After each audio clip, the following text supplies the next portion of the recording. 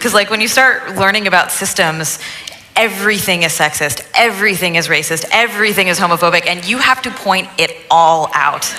Now, the rest of the story.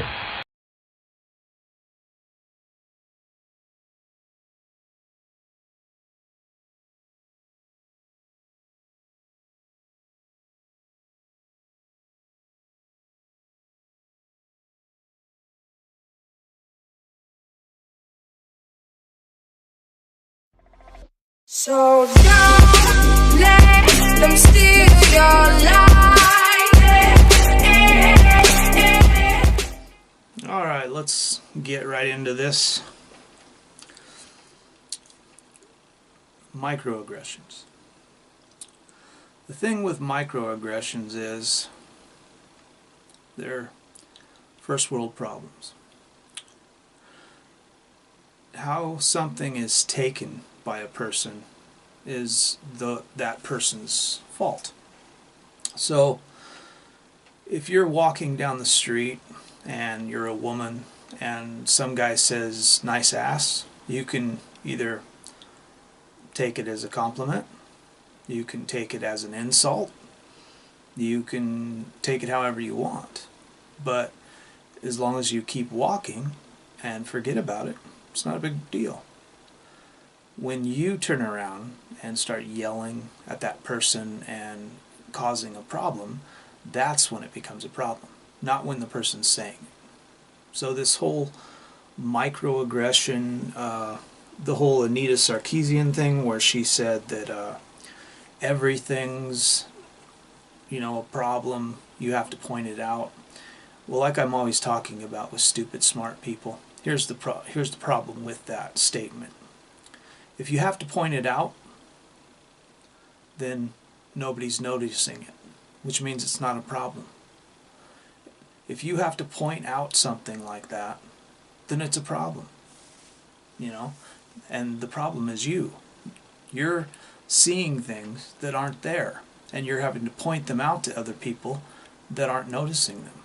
I'm pretty sure that if I'm sitting in a cafe and somebody walks in and says, I got a gun, and every Jew in this place, I'm gonna shoot you. Fucking Jews. I'm pretty sure that everybody's gonna consider that pretty aggressive, and every Jew in the place is gonna start looking like, oh fuck, and everybody's gonna know that that's an aggression. You don't have to explain that, But if somebody comes in and says something like to trans people, I was watching a friend's videos today and they were talking about people saying like, wow, I would have never known you were trans, and acting like it's a microaggression because somebody is acting like they think that you're passing as a transgender, so that's a microaggression because somebody made a compliment to you and told you that you didn't look trans. You looked like a female. You looked like a real female. And they have it in their mind, as most people are rightly so. Very few people do actually pass. Lots of people, you can see that they're trans. So when you actually really look like a woman, it's kind of cool. Most people think that, hey, that's pretty neat. You actually look like a woman. You don't look like a guy in drag, which you can take that however you want, but it's a true statement, That's the thing with the feminists. They don't like truth. They don't like people to talk about the truth, Sorry. Truth hurts, and things are true. Now, something that I'm going to be doing is I'm going to start doing some clinical psychological trials, and I wanted to maybe come up with something that I've been thinking about for a long time. There's a clinical diagnosis in psychology known as androphobia. Androphobia is, to explain it, it's kind of like people who are scared of snakes. But they're not only, my mother was one of these people, they're not only scared of snakes that they see, and a snake that might be, 100 yards away from you, or one that's like 50 feet in front of you just kind of crawling across, and it's a gardener snake that's not going to bite you. But they're also scared of ones on TV. And it's basically an irrational fear of men is what androphobia is. What I surmise is that you will find that most of the leaders in the feminist community are androphobic in nature, because that's the only thing that could describe the need to come up with a statement like microaggressions and acting like men are going to literally hurt you from a Twitter comment, from somebody disagreeing with something that you've said that is an obvious false statement, for somebody disagreeing with you, that is in some way an aggression towards you because they have said that what you said was untrue and have facts to back that up, and now all of a sudden that's an aggression. That's a psychological disorder. That's the only way I could, you can't logically look at a statement like that and think that it's not something wrong with the person's mental capacity. And the fact is you have the right to be offended, but you don't have the right to not be offended. Okay? Now what that statement means is something very simple. You can take something any way you want. Look at religion. Religion, they can read the book and 1,000 people will say it's something different, depending on who you're talking to. But when somebody says something to you, it's you, not them, that escalate it and turn it into something else. Most trans people, when they go out and they're not passing yet, will make people, they'll think that people are looking at them, they're staring at them, people are judging them, stuff like that. A lot of times people don't even give a fuck about you. They just see you as another person and they don't even pay attention to you. They got their own lives to lead. So most people aren't even really caring about you, and if they do, it's just to look at you and go like, it's a dude dressed up in a girl's clothes, and then that's it. They don't think any further than that. But it's you that take it much further, Like when somebody makes a compliment to you, like, wow, you're really pretty, and then they say, are you trans, And sometimes people just want to know, they're curious. And these people actually think that asking somebody about their genitalia is in some way, an aggression. And it's not. It's just a thing. You could just tell them, I don't answer those kind of questions, sorry, That's all you have to say. It's not an aggression. It's just people are curious, they want to know if you're pre-op or post-op, things like that. People are like, oh, it's a microaggression. Oh, they're trying to be an asshole. No, you're being an asshole because you're making it hard for people to associate with you, which is why it's making it even harder for people to see trans people as somebody that they can have a friendship with or talk to, because you guys are so fucking annoying. I'm a trans person myself, but I don't give a fuck. A lot of trans people have been indoctrinated into this androphobic cult known as feminism. And the androphobic cult has got these people twisted up so much that they don't understand they're making themselves unsafe. You're making yourself unsafe because you're literally going around looking at everything and every person that talks to you and saying that it's an aggression.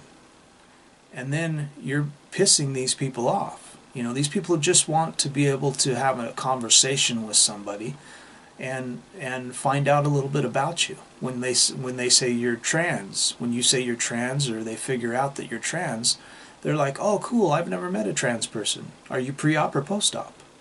It's a legitimate question, They just want to know, have you had the surgeries? Have you had a boob job and all that stuff yet? Have you done anything? That's kind of something that you would ask a normal person, When they say I'm married, or I'm gonna get married, or I've been married. Did you have any kids? Do you have stretch marks? Did you have a cesarean section? These are just things that normal people will ask somebody to find out about you. They're not being an asshole, and it's not aggressive. And you can choose to answer or not answer those questions. Depends on how well you know the person. Sometimes they just want to know about you. So the way you take something is what makes it aggressive. It's you. It's inside you. You can't put that on somebody else. That's not their fault. So this whole microaggression thing that's going on now is all set up, I believe, through androphobia. That's the only way you can come up with these statements.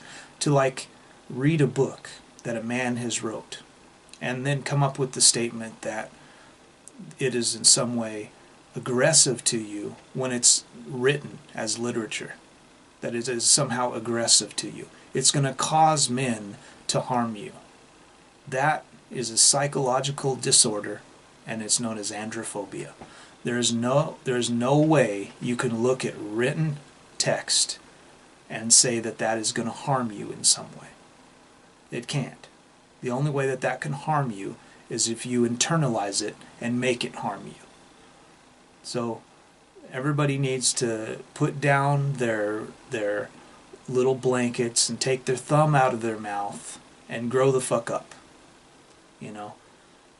If somebody is walking down the street and they grab your ass even, you are the one, if you turn around and slap that person, then you've just escalated it, So you can take that as, that's victim shaming and victim blaming. It's not. It's not.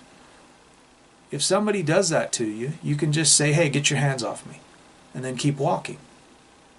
You don't have to make that something it's not. If you turn around and you start slapping that person and swinging your purse at them and going off on them, what they did wasn't that was too much for what they did. Somebody touched your ass or something like that. And this is what usually happens with a lot of transgenders and a lot of feminists, is they take things too far. Something that wasn't really that big of a deal, they escalate it to where it's a huge fucking deal. And that's something they like to do. They like to escalate things. And that's why I'm saying a lot of this stuff is actually what's making women and transgenders, and especially feminists, unsafe. And the big problem that we're having now is a lot of other women are starting to realize that as well. Women are starting to realize that feminists are making them unsafe through these kind of things. Not only that, but they're also finding out, I've talked about it before with the college, a lot of men are not going to college anymore. So a lot of women go to college. The only reason why most women go to college is to find a boyfriend or a husband. Sorry, women, that's just a fact. And the problem is a lot of men aren't going to college anymore. They can't go to college. If they do go to college, it's for something like mechanics or welding or something like that, where they're in college for 2 years and gone, maybe even a year and gone. So when women get to the point where they're getting a bachelor's degree, there's almost no men. The average right now is, out of 100% of people who apply for college and who start going to college, 25% of those people will graduate. And out of that 25%, 68% are women with fluff degrees, like art majors, art history majors, things like that. They're all like teaching degrees, nursing degrees, things like that, fluff degrees that won't make you a lot of money in life. And most of those people that go into those fields, these women, only go in long enough to find a husband, have kids, and then they usually retire. Most of them don't go back to work, and if they do, it ends up being a part-time position. That's just a fact, Work in society. The way these women are approaching their life in society is the problem, And this needs to stop. This needs to be nipped in the bud. But these women are starting to realize when they go to college that there's no men. There's no men around, you know. And the ones that are there, sometimes they're so scared to even talk to a woman because they know there's all these fake rape claims coming out, you know.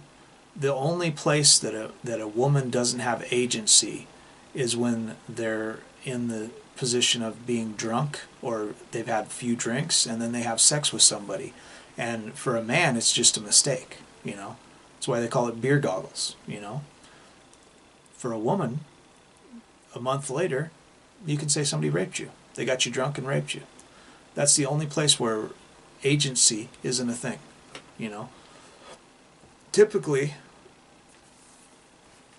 agency, like say if a man is driving down the street and he's drunk and he hits somebody on a bicycle, well, he's going to go to jail for homicide, you know. If a woman does that, same thing. If a man gets drunk at a gay bar and goes home with a gay man and he has sex and then says the man raped him, everybody's going to laugh at him. If a woman has 2 drinks, goes home with a guy, and then a month later says he raped her, he'll probably end up in jail for 5 years. It's the only place where agency is not a thing. And that's a problem. And I believe most of this, I would say 85 to 90% of this stems from androphobia. Most of these women have an irrational fear of men. They think that men are literally, whether they are present, whether they are swinging punches at you, no matter what they're doing, a man in your vicinity or in your purview of your mind is hurting you, is going to harm you in some way. That's going to cause you problems and ill will in your life. That is a psychological disorder. So I can talk more about this, but I was just wanting to come on and talk a little bit about androphobia and about this irrational fear of men, which brings about statements like microaggressions, which are not a thing. Microaggressions are not a thing. It's a way for somebody to make up things to make other people have to pay more attention to you than they are. That's the problem. I think with a lot of women and a lot of transgenders, people don't pay attention to you a lot.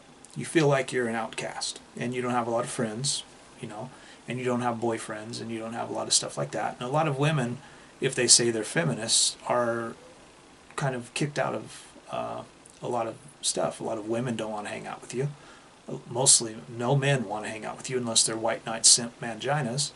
So you get into this situation where you want people to acknowledge that you're there, and a lot of these feminists, I believe, they feel that any recognition is recognition. So they'll just act like a total douche and yell and scream and say that you're microaggressions and all this stuff, and they get people to actually have to think about that person. When somebody comes into the room, I have to spend an exorbitant amount of my mental capacity to think about how I'm gonna talk to that person, and am I gonna make that person mad? What am I saying? Am I saying something that's gonna make them feel I've hurt them? I mean, there's all this mental capacity that's very stressful for most people, and most people don't want to think that much about you because they don't care, unless you're an actual like boyfriend or family member or something like that. Most people don't want to spend that much mental capacity on one person, and that's what I find to be more dangerous. That's what's more dangerous, is you're annoying people.